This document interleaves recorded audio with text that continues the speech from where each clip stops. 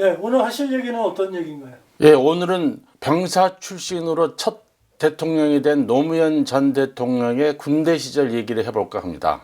노무현 대통령이요? 네, 노무현 대통령의 군번은 5105-3545번입니다. 군번 5105-3545번인 병사 노무현이 근무했던 곳은 강원도 고성군 해발 911m 고지 위치한 건봉산 관축소, 즉 건봉산 OP였습니다. 이곳은 당시 12사단 을지부대가 주둔하고 있는 곳인데요. 노무현 전 대통령은 이곳에서 1968년 3월부터 34개월간 정보 상황병으로 근무를 했습니다. 당시 그때 이 대대장이 노무식 중령이라고 나중에 사단장으로까지 하시고 육군 소장으로 전역하신 분인데요. 이분이 또 이 노무현 대통령하고 같은 노씨 문중분이었는데요. 이분이 나중에 노무현 대통령이 당선되고 난 다음에 노무현 대통령의 군대 시절 얘기를 또 소개하기도 했는데 굉장히 성실한 군인으로서 밑에서 물 길러오는까지 아주 말없이 묵묵히 자기를 했던 군인으로 기억하고 있다고 전하기도 했었습니다.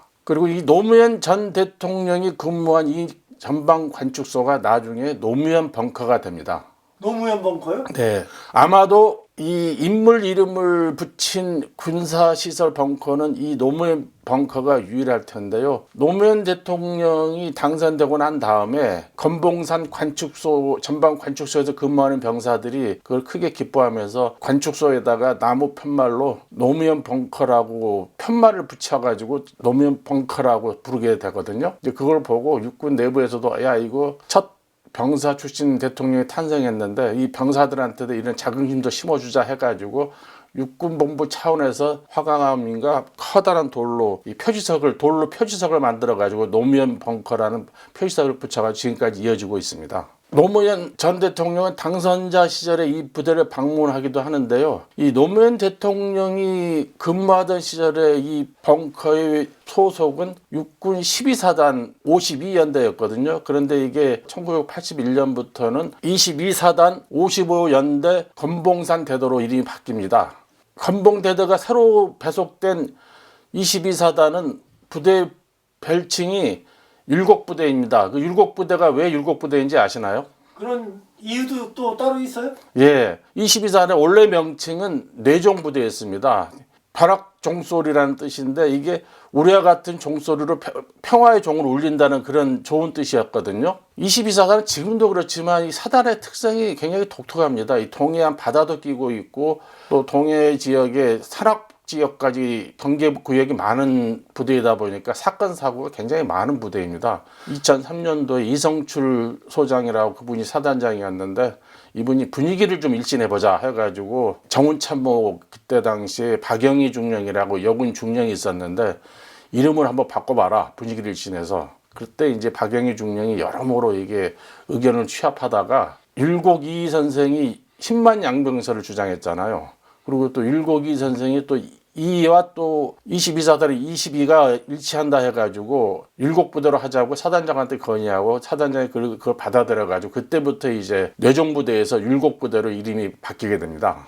노무현 전 대통령이 근무하던 시절에는 지금처럼 2중, 3중 철책선이 있는 게 아니라 아주 간단한 철책으로만 있어가지고 북한군이 내려와가지고 한국군 초소에 있는 초병에 귀를 베어가는 사건도 종종 발생하고 그러던 시절이라서 근무하는 환경이 그렇게 좋지도 않고 굉장히 살벌하던 시대였죠, 사실은요. 그런데 재밌는 거는 노무현 전 대통령은 예비역 상병입니다. 병장이 아니라 상병으로 전역을 했거든요. 그 이유는 그 당시에는 병사들의 공석도 다 정해져 있어가지고 일정 숫자 이상은 진급을 못했어요. 그런데 그 당시 월남전 당시 아닙니까? 그 당시에는. 그래서 71년도 전역할 때만 해도 71년도인데 월남전에 참전한 상병들을 먼저 다 진급시키다 보니까 공석 티오가 모자라가지고 상당수 상병들이 병장 계급장을 못 달고 전역을 했어요. 그 숫자를 대략 육군본부에서 따져보니까 69만 2천 명쯤 되더라고요. 그래서 몇 년 전에 육군본부에서는 본인이 요청을 하면 상병 전역에서 병장 전역으로 고쳐주는 고쳐주는 신청을 받기도 했습니다.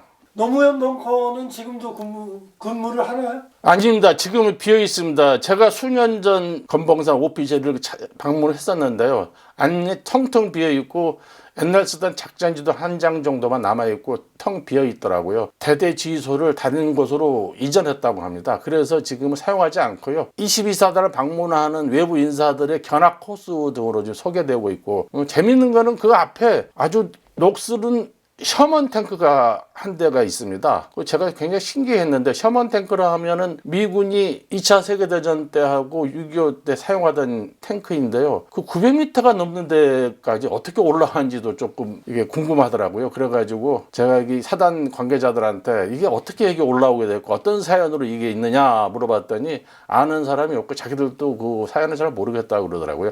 굉장히 독특한 위치에 있어가지고 제 생각으로는 이거를 관광지로 개발해도 괜찮겠다 생각, 안보 관광지로도 사용해도 되지 않을까 싶긴 했는데, 마침 그 수년 전부터 고성군에서는 여기를 금강산 전망대처럼 이게 소규모 공원을 조성해 가지고 노면 평가랑 엮어 가지고 안보 관광지로서 만들어 보겠다고 군에 제안을 했는데, 아직까지 지금 협의가 본격적으로 이루어지고 있는 것 같지는 않습니다. 이상 숨은 얘기 국방 삐컷.